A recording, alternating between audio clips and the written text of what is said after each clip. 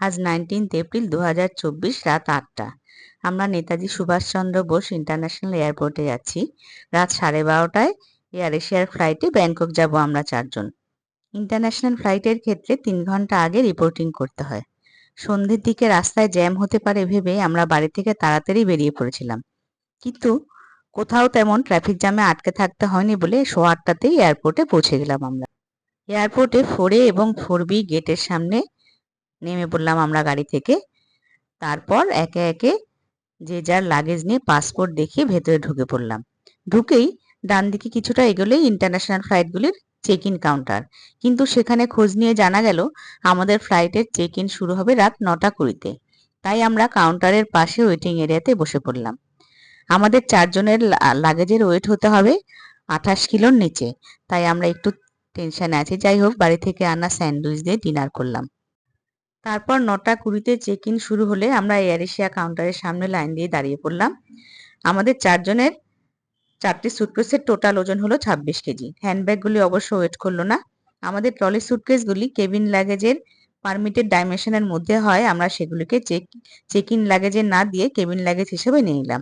এরপর ইমিগ্রেশনের সব ফর্মালিটি কমপ্লিট করে হ্যান্ডব্যাগ এবং আমাদের ফ্রিস্কিং হয়ে গেলে সিকিউরিটি জোনে ঢুকে পড়লাম। আমাদের বোর্ডিং হবে 12A গেট দিয়ে। গেটের পাশে সামনের ওই স্টোরটি থেকে আমরা 1200 টাকা দিয়ে 15 দিনের জন্য একটি থাইল্যান্ডের সিম কার্ড নিয়ে নিলাম। এর মধ্যে অ্যানাউন্স করলো আমাদের ফ্লাইটটি 30 মিনিট ডিলেড। যাই হোক, আমরা বোর্ডিং এর অ্যানাউন্সমেন্টের পরে ফ্লাইটে ঢুকে পড়লাম। টিকিটের নাম্বার অনুযায়ী 3টি জোনে ভাগ করে 12A গেট দিয়ে সবাইকে এক এক করে ঢোকালো। আমাদের 3 জনের টিকিট একই রোতে হওয়ায় আমাদের জোন 3 দিয়ে ঢুকতে বললো, আর আমার ছোট মেয়ে টুকায়ের সিট পড়েছিল অনেকটা দূরে, ওকে ঢুকতে বললো জোন 2 দিয়ে। ভেবেছিলাম আমি 2 মেয়েকে নিয়ে একই রোতে বসবো আর আমার হাজব্যান্ড দূরের সিটে বসবে, কিন্তু উইন্ডো সিট হওয়ায় এবং পাশের সিটে একজন মহিলা বসায় টুকাই ওর সিটেই বসলো। এরপর আমরা পিলো মাথায় দিয়ে গায়ে চাদর জড়িয়ে ঘুমিয়ে পড়লাম। ঘুম ভাঙলো ল্যান্ডিং এর অ্যানাউন্সমেন্ট শুনে। জানলা দিয়ে তাকিয়ে দেখি আলো ঝলমলে থাইল্যান্ড। চোখ জুড়িয়ে যাওয়া দৃশ্য। কলকাতা থেকে ব্যাংকক যেতে 2.5 ঘন্টা সময় লাগে, আর থাইল্যান্ডের সময় আমাদের দেশের থেকে 1.5 ঘন্টা এগিয়ে। তাই ওই দেশের সময় অনুযায়ী সকাল 5টায় ল্যান্ড করলাম।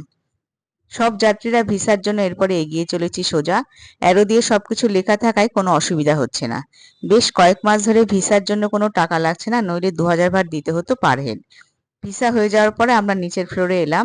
এখানে লাগেজ কালেক্ট করার জায়গা, সোজা গেলে টয়লেট এবং ওখানে ড্রিঙ্কিং ওয়াটারও রিফিল করা যায়। আমরা টয়লেট করে খালি বোতলে খাওয়ার জল ভরে নিলাম। এরপর এখানকার একটা গেট দিয়ে বেরোলাম যেখানে লেখা ছিল 1 থেকে 8। বাইরে বেরিয়ে এক্সিট 6 লেখা জায়গায় পৌঁছতেই A1 বাস পেয়ে গেলাম।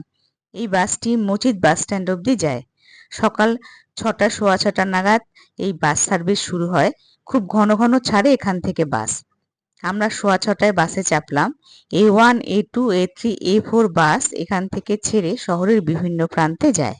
এই স্টপেজটির নাম মজিদ বিটিএস। এখানে অনেকে নামলো মেট্রো ট্রেন ধরবে বলে, আর আমরা এর পরের স্টপেজ মজিদ বাস স্ট্যান্ডে নামলাম পার হেড 30 বাট দিয়ে। এই বাসে করেই এলাম। সামনেই দেখছেন ব্যাংককের সবচেয়ে বড় bus stand Majid bus stand. তবে আমরা বাস স্ট্যান্ডে না ঢুকে সামনের ফুটব্রিজ দিয়ে রাস্তা ক্রস করে মজিদ নিউ ভ্যান টার্মিনালে এলাম। এখান থেকে ভ্যানে করে যাব আমরা অল্প চেনা একটি আইল্যান্ডে, যেখানে থাইল্যান্ডবাসীরা উইকেন্ড কাটাতে যায়। এর পরের ভিডিওতে সেটাই আপনাদের দেখাবো। সঙ্গে থাকুন আপনারা। নমস্কার।